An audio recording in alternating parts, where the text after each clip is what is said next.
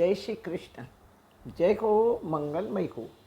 જ્યાં સુધી ધર્મને, તેના રહસ્યને અને મહત્ત્વને નહીં સમજીએ ત્યાં સુધી દેવ પર, તેના પ્રાગટ્ય પર, તેના કાર્ય પર, તેના વાહનો, આયુધો પર વિશ્વાસ નહીં બેસે.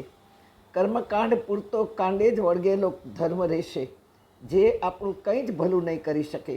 આપણા મન બુદ્ધિ પર કોઈ જ અસર નહીં થાય. નહીં આપણા બોલવા પર લોકો વિશ્વાસ કરે કે નહીં આપણા કહેવા પર વજન પડે. ક્યારેક હસીને પાત્ર પણ થઈ શકીશું. લોકો હસશે, આપણને તાળીઓ પાડશે કે કાંઈ ખબર જ નથી પડતી. માટે સવાલો ઊભા કરો. અમે જે બોલીએ છીએ, અમે એટલે વક્તાઓ, પ્રવક્તાઓ, કથાકારો, પ્રવચનકારો, સ્વામીજીઓ, બાવાશ્રીઓ કે જેને તમે માનો છો, ગુરુના વડીલોના સ્થાને, તેને તમારા મનની મૂંઝવતા પ્રશ્નો પૂછો. મનમાં જે પ્રશ્નો ઉઠે, કન્ફ્યુઝન હોય, તેવા પ્રશ્નો જરૂર પૂછો. જવાબ દેવા અમારી ફરજ છે, અમારી ડ્યુટી છે. તમે અમને પ્લેટફોર્મ આપ્યું છે. તમે શ્રોતાઓએ અમને ગાદીએ બેસાડ્યા છે. તમને અમારા ઉપર વિશ્વાસ હોવો જોઈએ. અમને આપે વ્યાસપીઠ બેસાડી, વ્યાસપીઠ ઉપર બેસાડ્યા. અમારી ઓન ડ્યુટી છે કે અમારે તમને એટલે શ્રોતાઓને જવાબ દેવો જ પડે. પણ અહીં તો શ્રોતાઓ વાહ વાહ કરવા ટેવાયેલા છે. અમે પણ અમારી પ્રશંસાના નાદમાં છીએ. એમાં ધર્મની તો વાત જ ક્યાં કરવાની.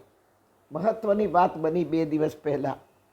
હા, સવાલ પૂછો, અને સવાલ પૂછો એનો જવાબ ગીતામાં ક્યાં છે એવું પણ તમે પૂછો કે મારા આ સવાલનો જવાબ ગીતાજીમાં ક્યાં છે એવું પૂછો. હા, 2 દિવસ પહેલાંની એક આ વાત છે. એક સવાલ આવ્યો, એ જવાબની આપણે વાત કરીએ. એક યુવાને મને પ્રશ્ન કર્યો. હું ખુશ થઈ. મને થયું કે મારા બોલવાનું વજન તો પડ્યું. એણે મને પૂછ્યું કે માં, હું 1-2 દિવસ ગિરિરાજજીની પરિક્રમા કરવા જાઉં છું. મને બહુ જ શાંતિ મળે છે. મને ઓચિંતા જ મન થાય. હું મારા માણસોને કામ સોંપી અને સ્કૂટર છે એટલે જઈ આવું. 11 પરિક્રમા કરીને પાછો કામ પર આવી જાઉં. મને ખૂબ જ આનંદ આવે માં.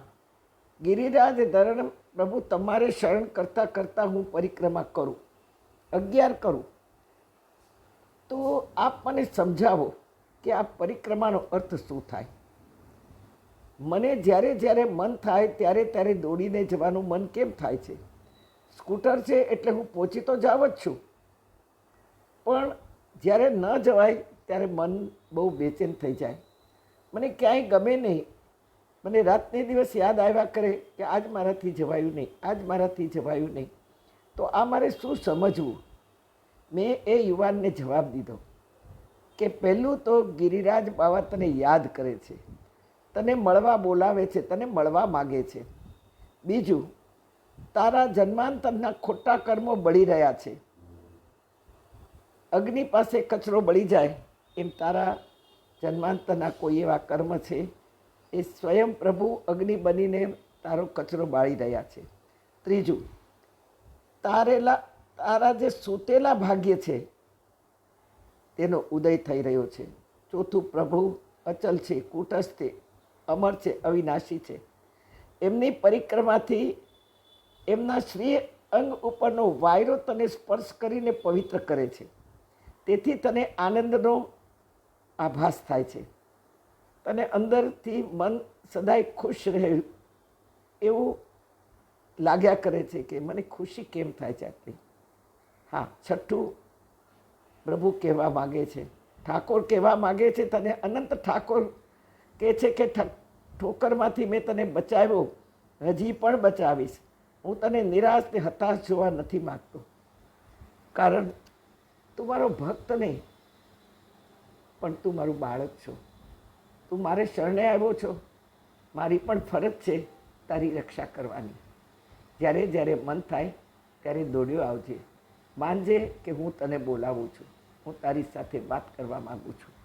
અને એટલે જ આવો કોઈ મને અનુભવ થયો અને મારા સ્વરચિત ભજનમાંથી એક પ્રાર્થના નીકળી કે સાક્ષાત કૃષ્ણ કહેવા માગે છે, રમવું મારે तुझ संग साथी कहे तो मुझने उठाड़ी रे काना तू तो कहे तो मुझने उठाड़ी